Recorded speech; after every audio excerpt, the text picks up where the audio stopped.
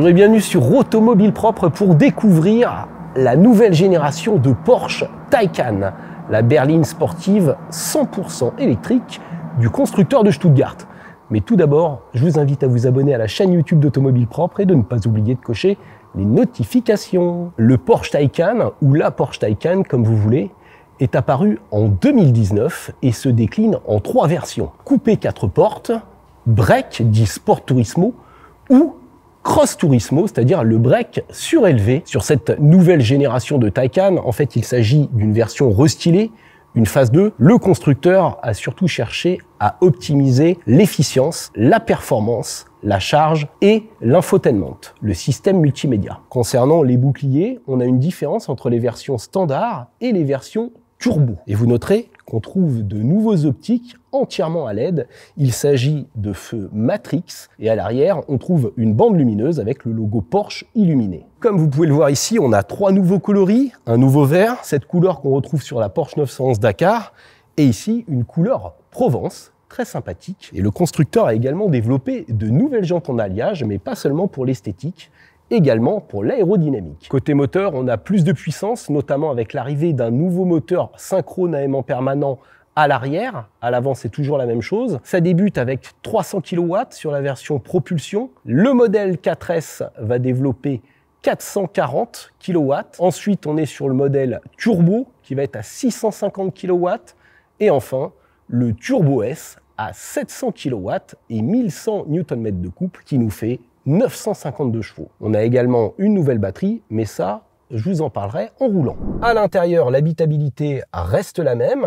Donc à l'arrière, la 3e place d'appoint est en option. Le coffre arrière est toujours le même en termes de volume.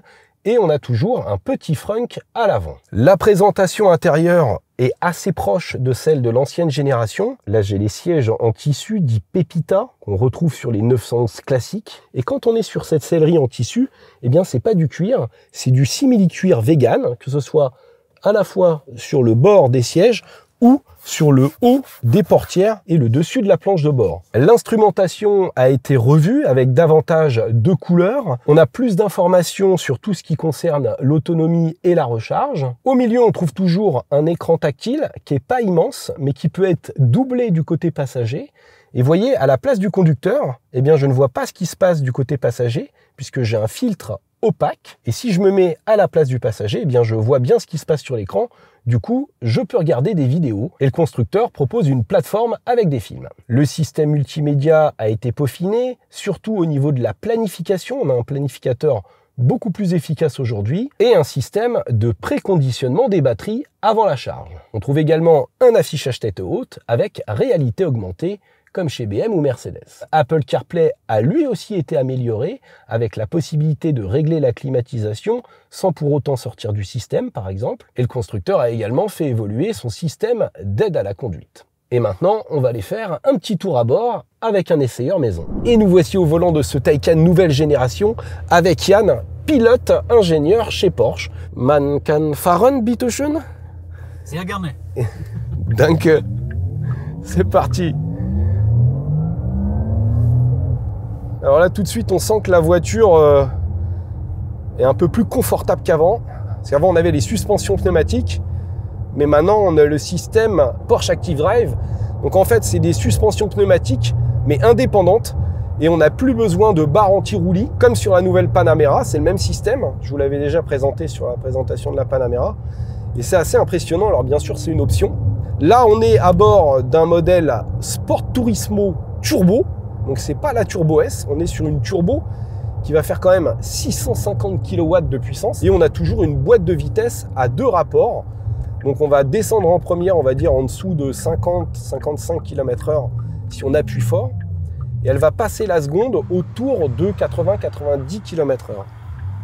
Maintenant, si vous roulez en mode normal, elle restera toujours en seconde.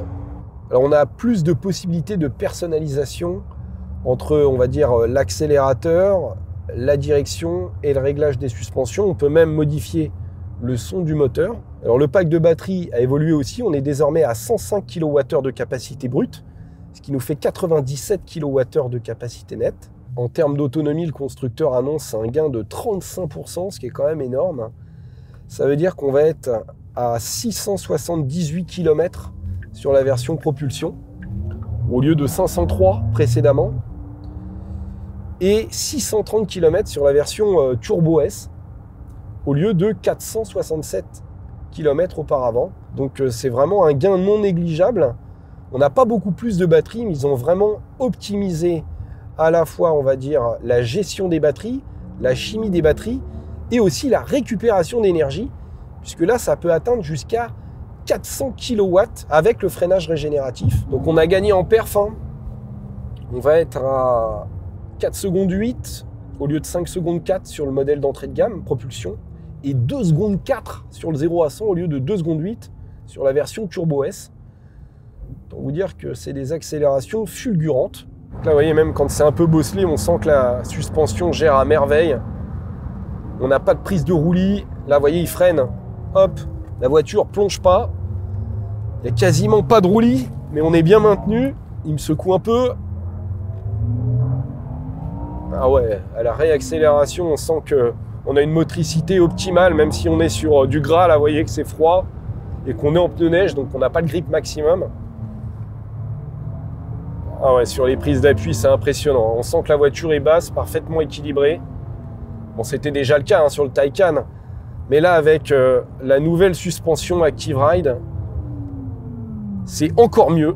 On a bien sûr des roues arrière directrices qui vont améliorer la stabilité à haute vitesse et surtout réduire le diamètre de braquage à faible allure. Donc ça, on l'a toujours aussi sur cette Taycan.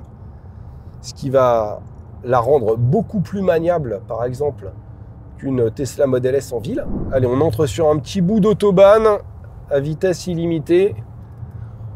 On va s'insérer, le camion, ah bah, ça va pas nous gêner longtemps. Ah, ça dépote, hein. Ouf!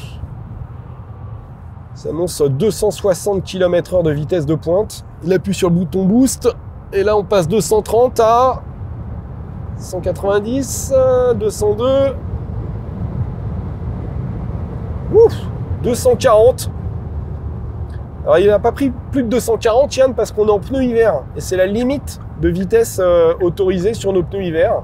Et vous noterez que l'insonorisation est très bonne. Alors, ils ne l'ont pas améliorée, l'insonorisation, mais comme la voiture est basse, bien profilée, qu'ils ont revu l'aérodynamique, eh bien, elle est toujours très silencieuse. Rappelons qu'on a du vitrage feuilleté aussi. Alors, on se prend une sortie, oh, le freinage puissant, très puissant. On a des étriers 6 pistons. Alors, on a 3 types de freinage. On a acier, on a tungstène et on a céramique. En termes de masse, ils annoncent 2290 kg sur la version Turbo S. C'est 15 kg de moins que l'ancien modèle. Alors, vous allez me dire, c'est symbolique, 15 kg sur une voiture de 2,3 tonnes. Certes, mais c'est quand même une prouesse, surtout quand vous avez plus de capacité de batterie et un moteur beaucoup plus puissant. Allez, maintenant, on va aller voir ce que ça donne en vitesse de charge. Merci beaucoup, Yann. Dankeschön. Sehr gerne, vielen Dank. Et nous voici sur une station de charge rapide en courant continu où notre Porsche Taycan nouveau modèle peut charger jusqu'à 320 kW de puissance maxi. Donc c'est un record. Rappelons que c'est une plateforme qui fonctionne sous une tension de 800 volts. Mais là, ils ont vraiment optimisé le système. Et voyez, même au-delà de 37%, je prends plus de 310 kW. C'est impressionnant. Ça va permettre de charger de 10 à 80% en seulement 18 minutes. Concernant la commercialisation, eh bien, ça arrivera à partir de février. Les voitures seront en concession en France au mois d'avril et le tarif à partir de 105 000 € sur la version propulsion, hors option bien sûr, comme toujours, chez Porsche. J'espère que cette vidéo vous a plu. Je vous invite à vous abonner à la chaîne YouTube d'Automobile Propre et je vous dis à très bientôt. Ciao!